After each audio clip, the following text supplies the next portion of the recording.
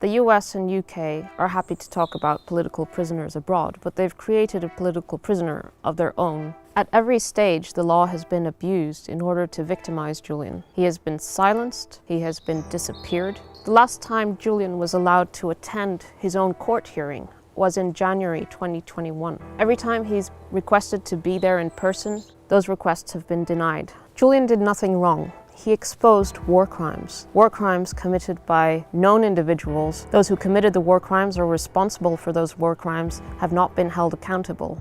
Julian is in prison because WikiLeaks is a publisher that specializes in the secrets that states keep the most hidden. Julian revealed war crimes by the US government, the world's superpower, in Iraq and Afghanistan, and the fact that it had normalized, institutionalized torture. And that superpower took revenge. The position of the UK right now is that it will extradite a publisher to the country that conspired to murder him. How can the UK government even contemplate the extradition of the man who the US was trying to assassinate? This assassination plot was as revenge for what WikiLeaks had published. When I read the story, I was relieved in a way, because this is the reality that Julian has been facing. And there has been a lot of gaslighting. For years when he was in the embassy, the refrain was that Julian was paranoid, that no one was trying to prosecute him. The only one that was keeping him in the embassy was himself. And as soon as he was arrested, the true reality was there for everyone to see. So it was extremely important that this came to light. The story has over 30 US intelligence officials, including very senior and named, going on record and saying that the US government was actively plotting to assassinate Julian inside the UK. This is incredible. This is a country plotting to assassinate a journalist because of what he has published. This is precisely what the UK government criticizes in other states. Conspiring to murder a journalist is wrong. It's wrong if Russia does it, and it's wrong if the United States does it too. But there's a lot of this story that we still don't know. How much did the UK government know? How far was the UK government willing to go along with the US government's plans under the CIA directorship of Mike Pompeo? These are questions that remain unanswered. Why does the United States destroy its reputation like that? Because the desire for authority is much higher than the desire for morality. The desire to be seen as a vicious authority that can terrorize people is higher than the desire to be seen as an authority that commands respect as a result of its integrity. The United States government is the only one that has committed crimes here. Julian has done nothing wrong. By prosecuting Julian for doing the right thing, they're also denying the existence and the validity of what he exposed. Because the United States is not a member of the International Criminal Court, the only accountability that exists is the exposure through WikiLeaks of the fact that these people were killed. So by prosecuting Julian, they're not just prosecuting Julian, they're putting the memory of all those people in prison too. Light them all up. They're right in. Keep shooting. There's no question that the information that WikiLeaks published about the Iraq and Afghan wars and Guantanamo Bay was in the public interest. Julian is being prosecuted under the 1917 Espionage Act. That act was enacted during the First World War. US constitutional lawyers have long worried that the broad wording of the Espionage Act would be repurposed in order to go after the press. The Trump administration decided to prosecute Julian and WikiLeaks because the agenda of the Trump administration was to target the press. The US First Amendment is the gold standard globally on press freedom, and the prosecution against Julian is the single greatest attack there has been on the First Amendment, and that is Trump's legacy. My message to Joe Biden is that you are furthering the worst legacy of the Trump administration. Don't let this also be your legacy. Drop this case.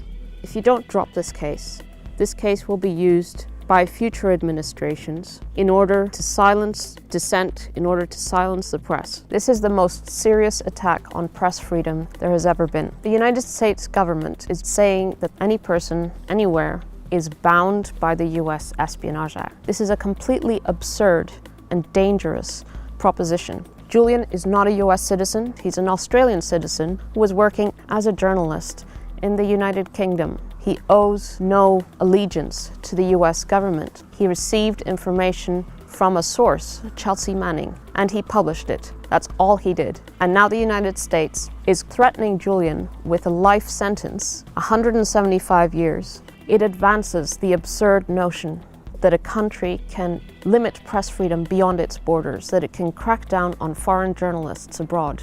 Imagine if Turkey now uses the same logic that the US has used to say that a British journalist in France should be extradited to Turkey because that journalist exposed some state-sponsored crime of Turkey's, or Saudi Arabia or China. Every journalist should be alarmed about this, because if they can do it to someone as high profile as Julian, then everyone else can suffer the same fate. The fact that people have such a poor understanding about this case is down to the media. It is the media's responsibility to properly report this case, and it has not been properly reported. And that's why the public is so ignorant about it.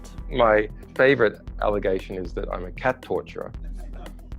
No, seriously, AFP, Agence France Presse, put that everywhere, even into New York Times. I don't really know where to start for people who aren't familiar with this kind of disgusting machine that the media is.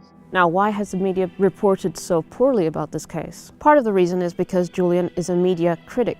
He's not just a publisher, but he has been very critical of the way that the media has reported, for example, WikiLeaks publications. WikiLeaks also poses a challenge to the legacy media because the WikiLeaks model is what Julian calls scientific journalism, to publish original source documents alongside the analysis in order to allow the reader to draw their own conclusions, to access the same information that the journalists did in order to assess the material themselves. And that's why WikiLeaks is such an important resource for academics and historians, not just journalists. Because Julian's case is a political case, it's entirely up to the political circumstances what is possible and what is not possible. The case is so outrageous that it should be thrown out. It is also politically dangerous and counterproductive for the United Kingdom. By prosecuting Julian, they lose their ability to claim the moral high ground. We have seen already from Vladimir Putin's regime in the use of the munitions that they have already been dropping on innocent civilians, Mr. Speaker, in my view, already fully qualifies as a war crime. And I know that the ICC prosecutor is already investigating, and I'm sure the whole House will support that. The fact the UK is now calling out war crimes in relation to the Ukraine, it follows that the UK should not extradite a publisher who put evidence of war crimes into the public domain. There does appear to be evidence of war crimes in this material. An example is the Task Force 373 HIMARS missile strike on a house which killed 7 children. Well, we would like to see this material, the revelations that this material gives, be taken seriously, investigated by governments, and new policies put in place as a result, if not prosecutions of those people who have committed abuses. Since the 11th of April 2019, Julian has been inside Belmarsh High Security Prison, which is the harshest prison in the UK, known as Britain's Guantanamo Bay. He's been inside Belmarsh Prison day after day, week after week, month after month, year after year, in a small prison cell on his own for most of the day. His interactions are with prisoners, some of which are dangerous. He is suffering greatly. He suffered a mini stroke in October, and obviously that's a sign that his health is in serious decline. It's also a difficult struggle for him mentally. Julian suffers from clinical depression. He has all his adult life.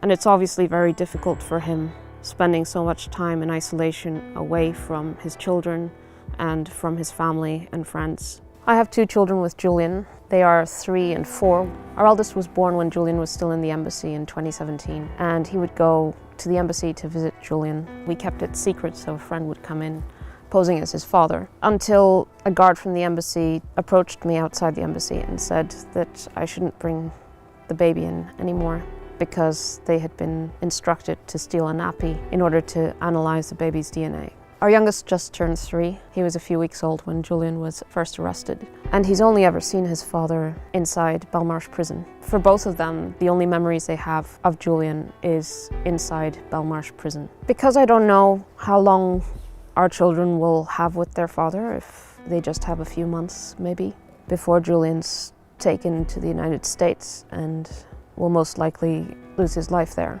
I try to make their experience with their father as enjoyable and light as possible. I don't talk about the fact that we're going to a prison. I've just said that there are bad people that are preventing Julian from coming home, but that he wants to be at home. But obviously when they go into the prison, they experience the prison. They walk past the razor wire, they get sniffed by the sniffer dogs, they have to get searched multiple times going into the prison, inside their mouth and under their feet. So they experience it themselves. But I don't want the experience to be scary or intimidating. So I do my best to make it a normal situation. The only thing that matters to me is to be able to reunite my family again. Julian has been deprived of being able to see his children grow up day to day. All we want is to be a normal family. The fact that he's being deprived from his family for no reason at all, just out of a spiteful, cruel sense of vengeance by the superpower who he exposed, has to come to an end. No one should be treated this way. I ask each of you to help me fight for Julian. Go to don'textraditeassange.com. There's a tab that says Take Action. Take all the actions where it says Take Action. Write to your MP. Come to the protests. There may be a way that you are specially placed to help me free Julian. Please contact me directly. Every person can contribute to help fight for his freedom, help bring him home, help reunite Julian with our young children. It is incredibly important that stories that don't get enough airtime in the mainstream media are able to be covered elsewhere. I encourage each person that can afford it to support independent journalists, independent media like Double Down News. So if you can, please support Double Down News on Patreon.